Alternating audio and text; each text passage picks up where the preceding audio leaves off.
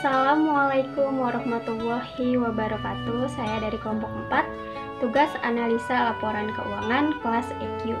Yang mana rekan-rekan saya bernama Felix, Nurul Repalda, Rosilawati, dan saya sendiri Vika Hulfani.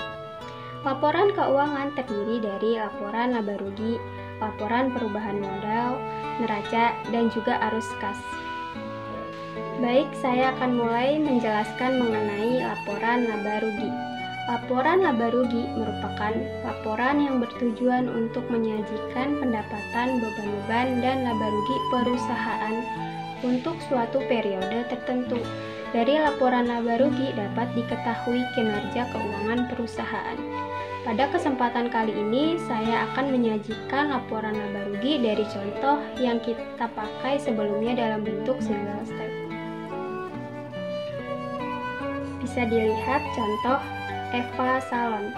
Tercatat laporan laba rugi per 31 Desember 2006. Pendapatan salon sebesar 5.450.000.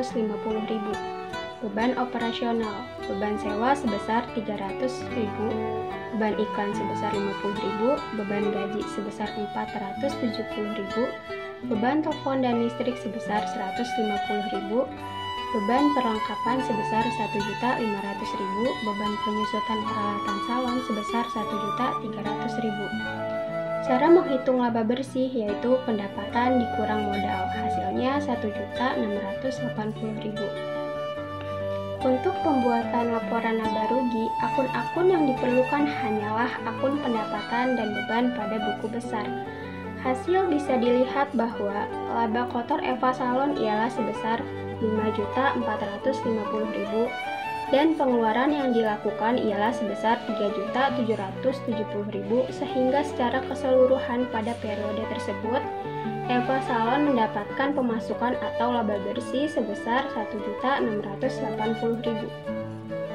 Baik, terima kasih penjelasan dari saya. Saya akan lanjutkan kepada rekan saya yaitu Nurul Repalda. Assalamualaikum warahmatullahi wabarakatuh. Perkenalkan, nama saya Nurul Repalda Fadilah. Di sini saya akan melanjutkan materi yang telah disampaikan oleh Vika Hulfani. Laporan perubahan modal diperlukan untuk mengetahui maju mundurnya keadaan suatu perusahaan. Jika modal perusahaan bertambah, berarti terdapat kemajuan. Begitupun sebaliknya, jika modal awal lebih besar daripada modal akhir, maka hal ini menunjukkan perusahaan mengalami kemunduran. Jadi, laporan perubahan modal ini menceritakan perubahan yang terjadi pada modal pemilik perusahaan. Berikut adalah contohnya. Pembuatan laporan perubahan modal memerlukan data mengenai besarnya nominal modal awal, besar laba bersih, FREP, dan penambahan modal. FREP adalah pengambilan uang yang dilakukan oleh pemilik. Fungsi laporan perubahan modal. Fungsinya membantu pihak yang berkompeten dalam pengambilan suatu keputusan, mengetahui besarnya sebuah perubahan rasio ekuitas atau modal usahanya. Tujuan laporan perubahan modal untuk mengetahui iktisarkan aktiva pembayaran dan suatu investasi dan juga yang dihasilkan sepanjang suatu periode akuntansi. Menyajikan sebuah pengungkapan perubahan modal kerja. Untuk unsur-unsur perubahan modal, laba tidak bisa dibagi awal periode. Laba neto suatu periode akuntansi, dividen yang dapat diumumkan. Laba tidak bisa dibagi per akhir periode. Berikut adalah penyajian laporan perubahan modal. Modal awal tersebut dapat dilihat pada sebuah neraca saldo. Apabila terdapat penambahan sebuah investasi, dapat diambil dari jalur penyesuaian sebelah kredit. Laba bersih tersebut dapat dilihat pada suatu neraca jalur kolom laba atau rugi sebelah debit. Akibat atau penyebab perubahan modal. Terdapat pembayaran suatu bunga dari pemilik, terdapat suatu keuntungan dan kerugian usaha, pemungutan untuk suatu kebutuhan pribadi, dan selanjutnya komponen penyusunan laporan perubahan modal. Pertama, ada modal awal, kedua, tambahan investasi pemilik, ketiga, perolehan laba atau rugi, yang keempat, pengambilan pribadi, yang kelima, modal akhir. Materi yang bisa saya sampaikan selanjutnya akan dilanjutkan oleh Rosilawati. Terima kasih. Assalamualaikum warahmatullahi wabarakatuh. Di sini saya akan menjelaskan neraca adalah laporan keuangan yang menyajikan informasi mengenai posisi keuangan perusahaan pada tanggal tertentu. Neraca dapat disajikan dalam bentuk skontro maupun stafel. Pada kesempatan ini saya akan menyajikan neraca e-pasalon dalam bentuk skontro. Pada bentuk skontro dipisahkan antara aktiva modal dan pasiva kewajiban dan modalnya.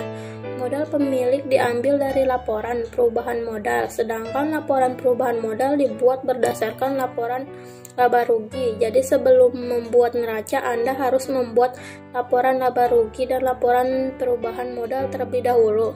Cukup sekian penjelasan dari saya, selanjutnya akan dijelaskan oleh Felix.